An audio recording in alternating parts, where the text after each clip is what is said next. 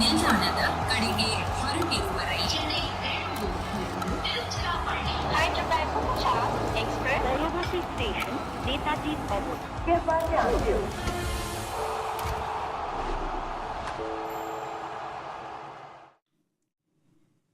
Welcome back to Voltas presents Cricbuzz Live. Mumbai were put into bat. They said, thank you so much, shukriya, and strolled around and got a 215 in their 20 overs. Got off to a fiery start.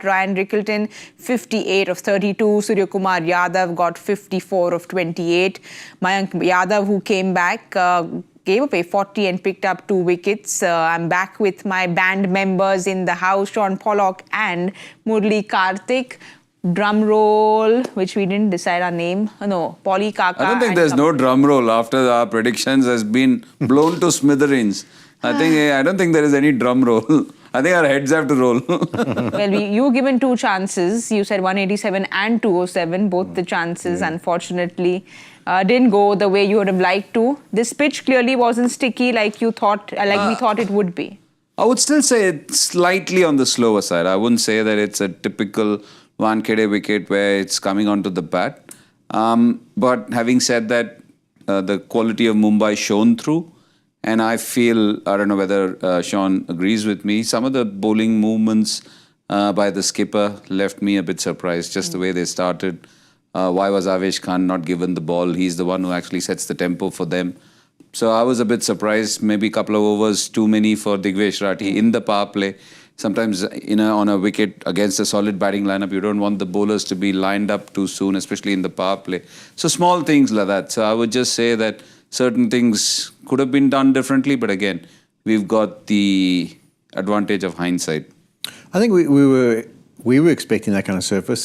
LSG were expecting as well. We saw the interview with Justin Langer where he said we bowled first because we thought it would just hold a little bit and be better for our spinners in the middle overs, but it didn't really hold up. It didn't really get a chance to do so.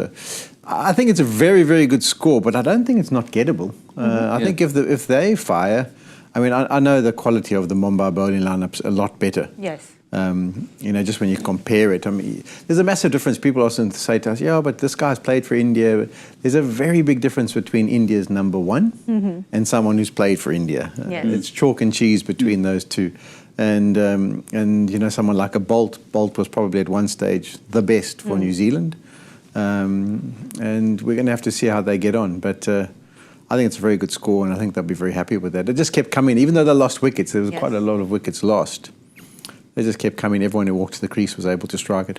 Well, talking of good scores, we'll have a look at that batting card because there were a whole lot of South Africans there who were trying to impress you, Polly, and they got those runs very quickly. But Rickelton gave them that start. I want to start, Kartik, with those Suryakumar Yadav, 54 of 28. Yet again, he's getting a 40-plus score. This is the 6th time this IPL he's done this, getting that orange cap on. But please explain that shot. Was it a sweep? Was it a pull? That shot to Prince Yadav that he went to sweep, but it was a pull. What was that shot? It's just unbelievable. Sometimes when you think of the audacity of that shot, it just leaves you spellbound because it's not an easy one. Every time somebody thinks, I'm thinking my Adam's apple, I'm thinking my head, I'm thinking everything been blown. So for him, when he sat down, his eyes were well lit. I suppose all these batters who sit, they have to watch that ball that extra bit more because you know that it's a dangerous shot.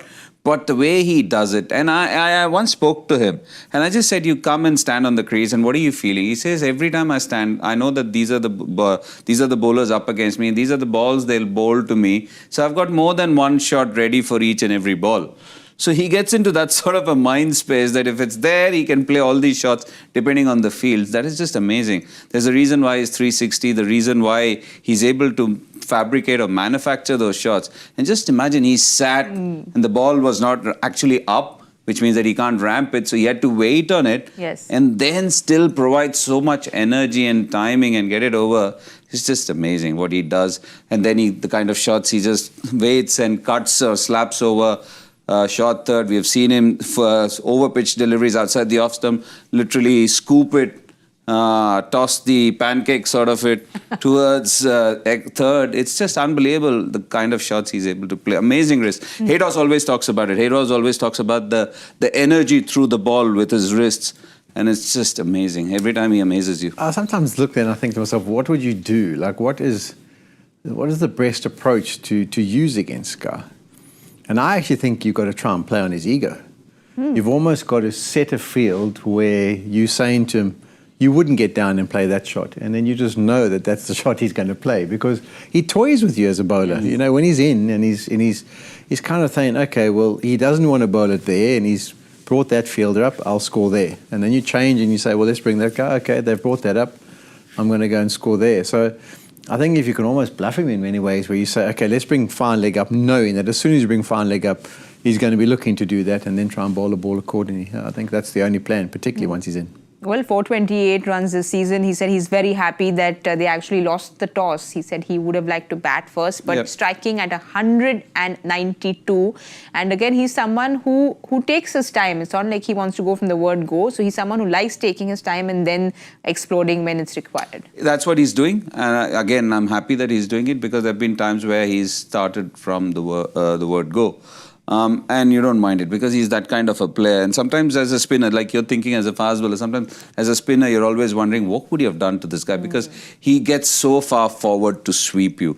And then if you're trying to slow it down, then he goes inside out. Because the bowler's tendency, a spinner's tendency is to change pace when somebody sweeps you from length. And sometimes you feel, do you try and spin it big every time and try and beat him through bounce or turn? Because it's just amazing how he can play all those shots. And again, when you talk about that strike rate, look, he has come in at number 3 for India, has come in at number 3 for Mumbai. Now he's coming in at number 4. Again, it's been interesting. There have been times where Namandhir has batted ahead of Will Jacks. Now Will Jacks has been given that number 3 spot. It just seems as if he's so pliable at whatever number he goes. He's got a game plan, he's got the game. And then at the end of it, when you know that you've got batters ahead of you are very good, batters after you are very good. Sometimes it also frees you up in the kind of shot making you want to do. And it's just good to see Surya Kumar Yadav in that kind of form. I'm looking at it purely as an Indian spectator and a fan, not as a Mumbai Indian spectator. Well, he's gone better for Mumbai than he has for India, hasn't he? Since he's taken over as captain. Yes, funnily, the numbers say that he had a lean patch for India. He's allowed the others to come ahead and he gave his spot to Tilak. Yes.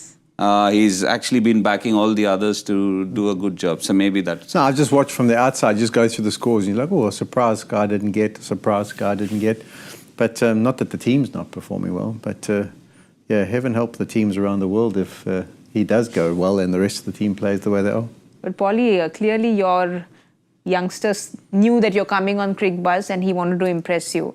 Because he's come out, Ryan Rickelton up top, and he's played some spectacular shots. Rohit didn't get strike for 10 balls because Rickelton had strike and he was hitting it so well, 58 of 32, striking at 181, but just some really beautiful shots, the second half century this IPL. Yeah, it's just what we've come to expect from him, really. You know, we always looked and we saw Quinton de Kock is going to be retiring and we thought, oh gosh, who's going to replace him? And he was in the curtains, kind of just doing the performance every once in a while. But last season, he really kicked on. He's had some good SA20s. That's caught the attention of a lot of people. And then he got his chance. And you know, in the one-day format, he even got a 200 in the test matches. In fact, the test match, he wasn't supposed to play. It was only because someone had an injury on the morning of the game that he got in, and then he got a 200, opened the batting, which he doesn't normally do in the longer format. And he's just gone from strength to strength. He's got hundreds, he's got 50s, he's got them at a rapid rate. And he helped MR Cape Town win our SA20, so no surprise. I mean, this is just kind of what you get from him these days. All right, Kartik, we'll have a look at that bowling card. I want you to just tell me what went wrong for Lucknow, what went right for them. But the spinners, Digvesh going for 48 runs and Ravi Bishnoi going for 41. They did pick up that 1 wicket each, but just really expensive today. Expensive and also the times they were used. Think of it, think of what happened. Mayank started. And I, for one, felt that maybe Avesh should have started. If they wanted to go with Mayank, that's fine. But Prince Yadav as a change, second change possibly. The idea to go with Digvesh was fine for me. But again, exposing him one too many overs doesn't help, especially when the batters are set. Then he went for 19, including a few misfields. Bishnoi started well. But again, Digvesh Ratty was brought on for the 19th over. And that's a tough ask of any spinner. That's literally killing his analysis. That's what you do when batters are trying to go hell for leather. Avesh brought too late. I personally felt Avesh should have set the tempo. Again, things can happen. All of them can get hit. But it's the mindset with which you go. These are the options you have. These are the bowlers you have to work with. And how do you use them to the best of the team's needs? And I felt that it could have been moved slightly. I'm not saying that it would have guaranteed you any success. But it's just that you look at the lead bowlers, you look at the bowlers who can do certain things for you. And they could have chopped and changed there. And Paulie, Mayank Yadav coming in with the new ball. He wasn't that express pace that we saw last year. But did the lengths and he should have altered the length around a little bit? Do you think? I think he'd be happy. I mean, he's got 12 dot deliveries. He's picked up 2 wickets, and it's his first outing in a long time. So I don't think they could have expected much more from him, to be brutally honest. I mean, we've seen how long a legend of the game, a guy who's so brilliant, Bumrah, has kind of taken his time to find his feet a little bit in the tournament after having that long extended injury. An inexperienced guy like him, I think he'd be happy with that. There's no real issues. Well, another South African will be coming out to bat, and we know what he's been doing. 2 more to come out to bat today. Let's hope that they both strike. Miller? David Miller, but that's later on. We know.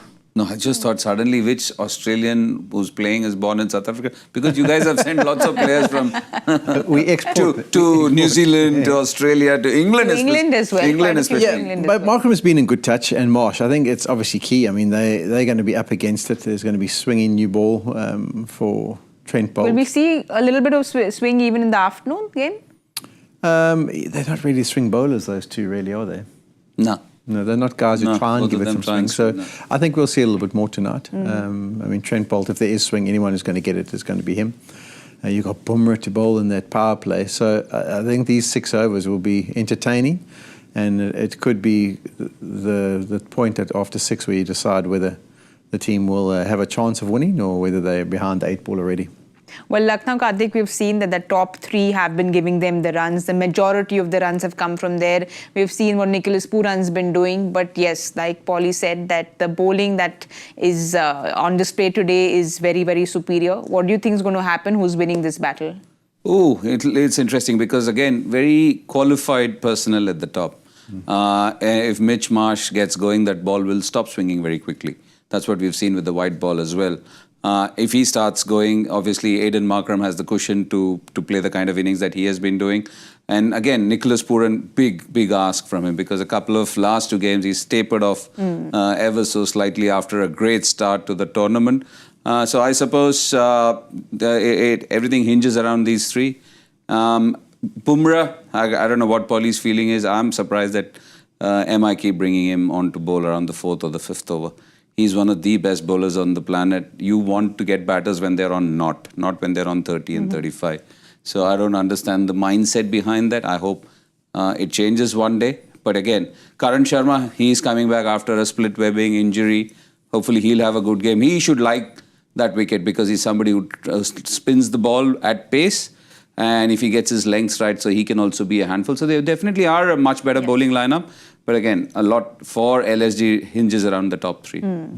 I forgot about Chahar. Chahar also shapes it. Yeah, Chahar shapes it. Chahar shapes getting that new ball in. That's the reason why they haven't gone with Bumrah. They just think that both those 2 guys, Trent Bolt and Chahar, are the ones you shape it with a new ball. Maybe give them a chance. But even when they didn't have them, so Chahar and Bolt have come this year, but even when they didn't have them... Yeah, last year I was very surprised that Bumrah wasn't bowling up front. It's almost like it's Bumrah, he'll bowl wherever. There's a theory. The ball to him. There's a theory that goes around that the hardest overs to bowl are 4 and 6, because that's where they're trying to cash in. So if you want your best bowler to be bowling those 4, then you understand. But yeah, I mean, his ability to use that new ball and shape it and get it moving is huge. So my concept is this: you can use him 4th and 6th.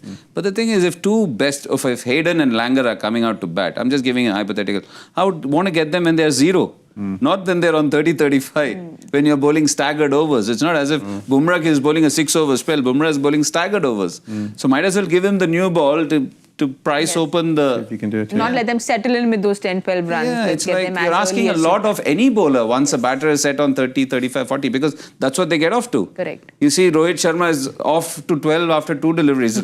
Rickelton is off. So you don't want them to get off the mark, so to say.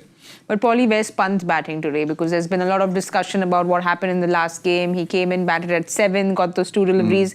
Do you want him to come a little up, maybe just for his confidence, get some time? Yeah, I think you want him to make a bit of a statement. It's like almost a statement of intent, like he's going to go up and bat at number 4 or whenever the situation presents itself. Obviously got to add Miller in there, I'm sure. He'll come. Yes, as an impact, Miller comes in. Yeah, so I would actually like to see him, especially if they go well. Once Pooran's gone, send him in. Go and make a statement. Go and score runs. You're good enough. Yeah, I'm just amazed again with this concept that there are certain the batters can only come after 15th or this, that and the other. But these guys are playing one-day cricket. Yes. So if there is 60 for 7, you can't wait for them to go on till the 15th over and only then these guys were... I don't understand these concepts. I don't know who comes up with these. You've been part of teams, so maybe you know who these stats people are who come up with these ideas. No, the thing is they give them roles now. They say, oh no, you're the finisher. Okay, but I'm better than just a finisher. Exactly. I can you know, two balls are done, but there's a strategy that GK used in the show downstairs because they were losing the prediction game really badly. They went on chatting. They just went on chatting and got closer to that 6th over. Okay. But I don't know if we want to use the cheat code. We want to play fair and square. I'm going first, 57 this time. I'm not being influenced by anything. 57 is the number I'm going for. I'm going 53. And I'm going 61. Okay. Oh, no. I want to change my... I want to go... Oh, what, you've heard something in your ear? No, they didn't give me anything. I just realized I'd forgotten that we spoke about this great bowling lineup of Bolt and Bumrah and everyone. I just went by... I'm going 53, 57. I'll go... 55? 49. You're Okay. 61 I'll go to lower. 49, huh? I'll go lower. Okay. All right, let's see and hope that someone gets it in the English studio, and I hope that someone is Shaun Pollock because I know how much he wants to get off the mark. So I really hope that he gets it. He's not had a good season last year either, so we are rooting for him. We'll give you all the updates at the 10 over point at the Cricbuzz Combox. Thank you so much for watching Voltas Presents Cricbuzz Live.